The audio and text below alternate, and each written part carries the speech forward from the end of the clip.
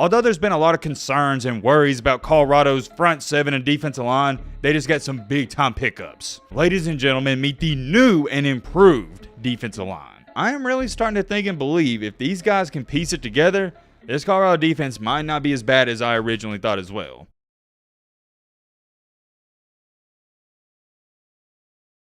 Another night, another primetime video.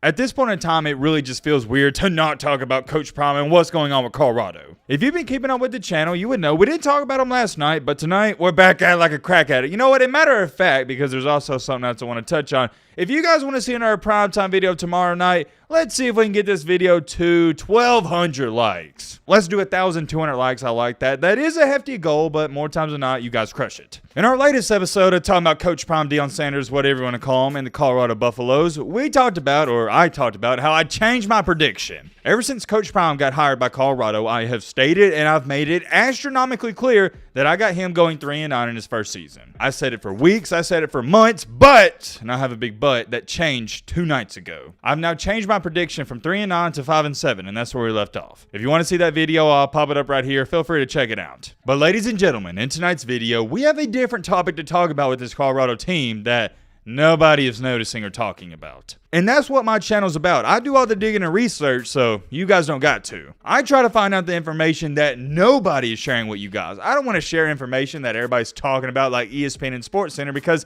everybody knows that. Late last night, since there was no sports going on whatsoever, like the typical madman I am, I started doing a little digging and research on Coach Prime's defense. Because what have I harped to you guys and ranted on time after time? The offense, not worried about. They're going to put up points. It's the defense I'm concerned about. The defense is going to be the X factor. It is going to be the reason that they go either 3-9 or possibly 7-5. Best case scenario. With all that being said, Deion Sanders, the man, the myth, the legend himself, he has upgraded the Colorado defense big time. And no, not like you're thinking. I'm not talking about the cornerbacks. I'm not talking about the safeties. I'm talking about the front seven. You're going to see exactly what I'm talking about in tonight's video. All right, Matt, shut the crap up. This intro's already been way too long. Whoa. Real quick. I'm going to say this. If you're new to the channel or simply been watching, consider subscribing. It helps us out tremendously, and it doesn't hurt you whatsoever. It is 100% free. You don't got to worry about Matt selling out. I don't ever give you guys BS sponsorships, none of that. I just ask you to subscribe, and yeah, that's pretty much it. That is only if you want to be a part of our amazing football community. If you don't want to be a part of it, it's completely okay. I get it. It's not the end of the world. All right, Matt, seriously. Blah, shut the crap up. Now, without further ado, let's get into it. First things first, this is completely off topic, but I did want to show you guys because I thought it was kind of cool. I finally finished hanging up my jersey pictures or my shadow boxes on my wall, whatever you want to call them, in my office room. I thought it turned out great. Let me know your thoughts down below. I got the Kobe 8 jersey, the OG jersey, got the Jordan 23, then got the Kobe 24 jersey, and also, this is my favorite. Well, I like my Kobe ones, but this is my favorite one. It just looks the best. The Michael Jordan North Carolina jersey. I just love the color of that North Carolina blue. You can't beat it. Obviously, if you couldn't tell, I'm a big Kobe fan. I also like Jordan, but I didn't get to watch him play. That was more so of when my dad was growing up. For me, I got to watch Kobe growing up, and I loved everything about him. The thing I love the most about Kobe and Jordan is their mentality. I would love to talk about that some more, but I know you guys do not care. You're not here for that. You are here for some college football. Let's get into it. On the previous video, there were some interesting comments. Check this one out. Destiny Marie said, also, let's not forget when Coach Prime was the offensive coordinator for Shadur at high school, they won state titles, and I believe it was 3 to be exact. I could be wrong on that. I saw a bunch of comments like that, and I assume the reason you said that is because in that video, I told you guys, Deion Sanders, he's a definition of a winner.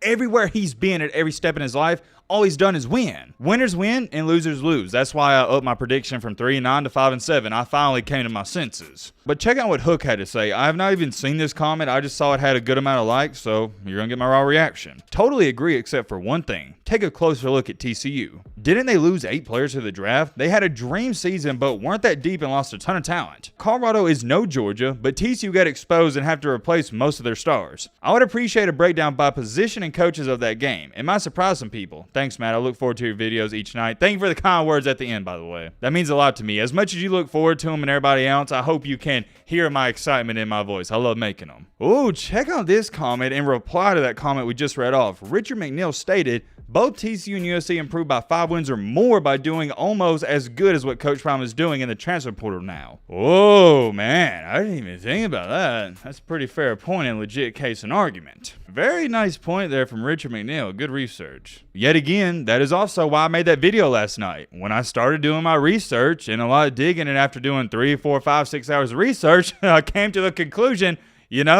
they may turn this thing around quicker than what I originally thought. For now, though, I am extremely comfortable at 5-7. That gives me a little leeway. 5-7, it's giving you a couple of big-time upsets here and there, but also giving you some growing pains. I think once you get into the category of stating that Colorado is either going to go 6-6 or maybe 7-5, that'd be a heck of a year. But for now, I'm cool at 5-7. We're going to check on a couple more comments. I would love to read off all of them, but we got to get a move on. Bobby Smith stated, I believe they go 8-4. They have a great coaching staff and talent. To Mr. Bobby Smith, you're 100% right. They have great staff and great talent. But here is the one part of this I think a lot of Colorado fans aren't necessarily looking at. Have you seen their schedule? You play not 1, not 2, not 3, not 4, not 5, but 6 top 25 teams. Colorado has an extremely tough schedule considering they're in the Pac-12. 8-4, it's definitely pushing it to say the least. And last but not least, I'm going to read off one more, and this one caught my attention because it's coming from a Bama fan, so you're getting an unbiased opinion and perspective on this Colorado team. I always love reading off comments and replies from fans that aren't Colorado fans because it's as unbiased as it gets. Jeff Thompson stated, I haven't changed my mind about Colorado. Ever since he stepped on campus, I had them going 500 plus. Just having Deion at the helm, him alone, is that impactful. And that was the 1-11 guys he still had at the time. I'm hoping for big things this year and in the near future, and I'm a Bama guy. Thank you, Jeff Thompson, for that comment. That is the last one we're going to read off. What do y'all think about that? Well, I'll tell you this much. You want to know what I think about it? Here's a projected starting lineup for Colorado's defense heading into week 1. We've already taken one look at this, and I'm going to remind you, this isn't my potential starting lineup. This is according to Barstool Colorado. There's going to be some guys on this list that probably won't be starting, but it is what it is. It gives you something to look at. Here's what I already know about the Colorado defense. I don't even need to look at this list.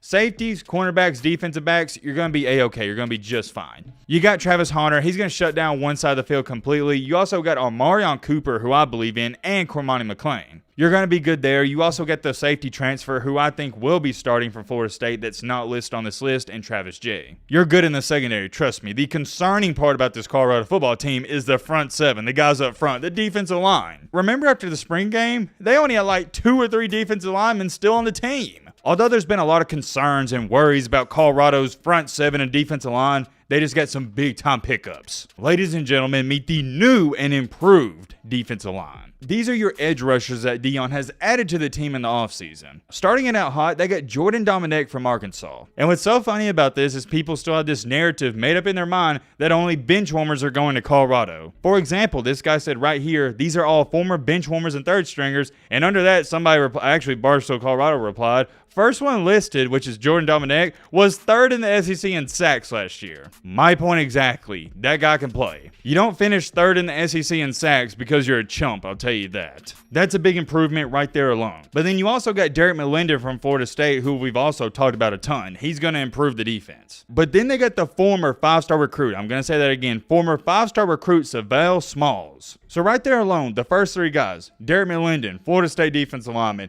Jordan Dominic, 3rd in the SEC in sacks, and former 5-star recruit from Washington. Yeah, that's not too shabby if I have to say so myself. But hold on. It doesn't stop there. They also got Arden Walker from Missouri. And you see the last few guys on this list, they're good. Kari Mans was a big pickup from Maine, but the first 3 guys alone, they take the defense to another level. This right here is your new Colorado defensive line, a bunch of great and solid key players. I am really starting to think and believe if these guys can piece it together, this Colorado defense might not be as bad as I originally thought as well. I'm having to remind myself, and you guys tell me time after time, but it just hasn't stuck with me, I guess.